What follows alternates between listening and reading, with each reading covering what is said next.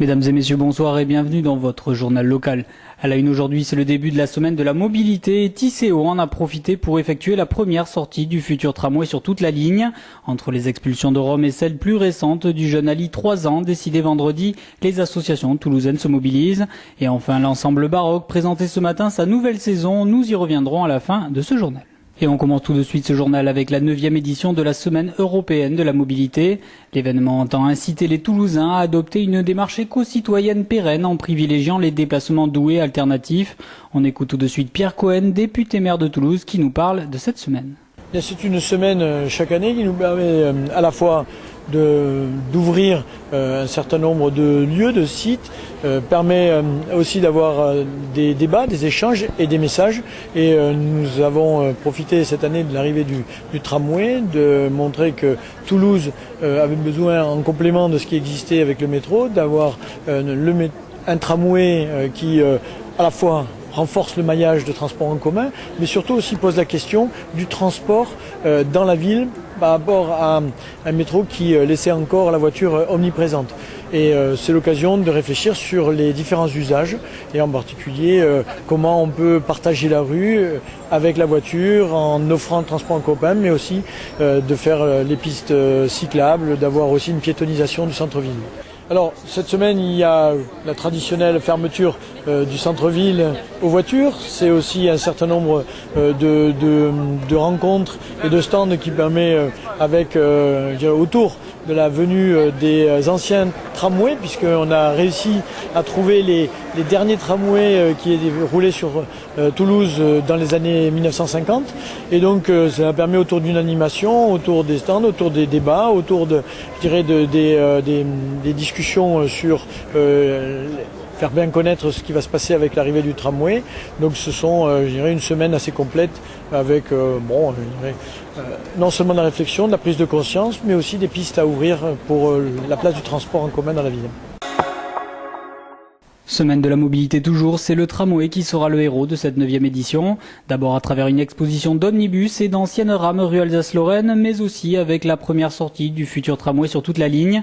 Bernard Marquier, vice-président de la commission déplacement et transport du Grand Toulouse, revient sur le tramway et ses dangers. Alors l'idée c'est quand même l'arrivée du tramway. L'arrivée du tramway en tant que moyen de transport nouveau, d'habitudes différentes à prendre pour se déplacer. Mais aussi, et on voudrait insister là-dessus dans les semaines qui viennent, qui va poser aussi des questions d'habitude de circulation et de sécurité. Parce qu'un tramway c'est silencieux, ça s'arrête moins vite qu'un autobus, et donc ça va nécessiter beaucoup de prudence pour ceux qui couperont ces trajets où il y a des signaux. Mais là, il faudra les respecter, parce que là, un feu rouge, le tramway ne s'arrêtera pas. Voilà, donc il y a tout ça qu'il faut qu'on mette en œuvre d'ici son inauguration. Après l'épisode très médiatisé des expulsions de Rome, une nouvelle affaire de reconduite à la frontière frappe Toulouse. En effet, Ali, 3 ans, va être expulsé vers l'Algérie avec ses parents. Retour sur cette affaire avec Pierre Grenier, délégué régional de la CIMAD. Le juge administratif a considéré que la préfecture n'avait pas tort de ne pas régulariser cette famille. C'est vrai qu'on est toujours un peu surpris quand on voit effectivement que le père a des possibilités d'intégration professionnelle avérées, puisqu'il y a un patron qui s'engage, un enfant né ici en France et scolarisé. Et également certaines craintes en cas de retour, puisque si ce couple est venu en France, c'était pas pour tenter sa chance ou quoi que ce soit, c'est que leur union n'a pas été validée par leurs familles respectives, et ils ont été complètement mis à l'écart en Algérie, complètement précarisés, et de ce fait ont tenté de venir en France. Aujourd'hui, ils sont derrière des barbelés. De toute façon, la place d'un enfant ne peut pas être derrière un lieu d'enfermement qui s'apparente à une prison, il faut être très clair. C'est un lieu privatif de liberté. On ne peut pas estimer que la place d'un enfant est là. Et d'ailleurs, le juge des libertés et de la détention, garant des libertés individuelles, avait estimé jeudi 9 octobre que la famille devait être libérée, puisque la rétention constituait des atteintes graves, inhumaines. Ce matin, l'ensemble baroque de Toulouse présentait sa nouvelle saison, de quoi annoncer les 12 concerts prévus, mais aussi le festival Passe ton bac d'abord ou encore les cantates sans filet. Plus d'explications avec Michel Brun, le directeur artistique de l'ensemble. Les grands temps forts, pour commencer par eux, je crois que c'est que l'année scandée par donc les cantates que nous donnons. Donc ce projet s'appelle Cantates sans filet. Il vise à donner donc dans les maintenant 21 prochaines années, puisque le projet a 4 ans, l'intégrale des 200 cantates de Jean-Sébastien Bach qu'on a retrouvées.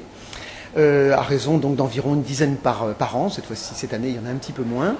Le deuxième temps fort de la vie toulousaine, c'est notre concert autoproduit à Toulouse que nous donnons tous les ans. Donc cette année, il a lieu en décembre et il sera autour d'un projet très original qui s'appelle Orphée, un opéra imaginaire, qui vise à raconter l'histoire d'Orphée en musique, bien entendu, ce mythe qui a inspiré beaucoup de compositeurs du XVIIIe siècle, mais en piochant justement différentes pages dans différents opéras de compositeurs différents. Donc il y a là 7 ou 8 compositeurs qui ont écrit chacun un opéra autour de ce mythe, qui seront réunis de manière évidemment arbitraire, ils ne l'avaient pas prévu. Et puis une petite surprise à la fin, un invité qui n'est pas baroque, mais qui a écrit également autour du mythe d'Orphée. Voilà.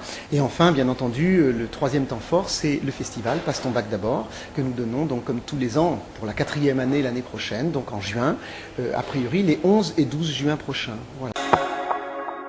Voilà, c'est la fin de ce journal. Merci à vous de l'avoir suivi. Dans quelques instants, on se retrouve pour l'invité du jour. Ce soir, c'est Dominique Gransaigne, le nouveau président du Toulouse Métropole Basket.